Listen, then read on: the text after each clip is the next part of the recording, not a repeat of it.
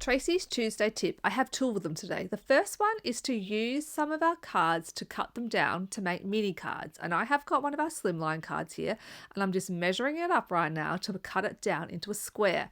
In fact, I can get 2 squares out of this one card, and I'm going to make some cute little cards using our mixed media mini kits, the same as what our design team member Ashley had already made. I've just made mine a little bit smaller and a little bit cuter. The first thing I wanted to do was get some black cardstock and cut it out with a scallop die to match the square, and then another piece using the stitch die on a white piece of cardstock so I could stencil on it. I'm using the small stencil that comes in the mixed media mini set number 2, and I have put that down using some warm lipstick distress oxide, and then I've got the little photopolymer stamp that comes in the set, and I have used that to just ink it up a little bit and then kind of roll it onto my card.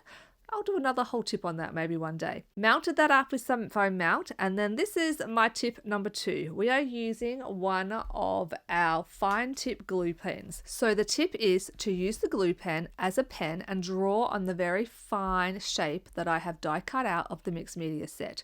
You then need to wait a whole minute for the glue to go from white to clear.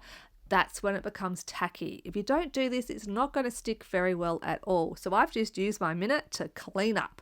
Then I'm actually going to stick that down, and it's going to set perfectly within a few seconds. However, I forgot to poke out those little pieces in that gum sleeve that comes in the mixed media set, so I just had to quickly poke them out. Choose a title from one of our many creative cuts, mount that up, and then I have made a cute little replica of Ashley's card. I think this would be great for a box of chocolates or to go with some flowers just to say thank you to a friend. So grab your little mixed media mini sets and give this one a go.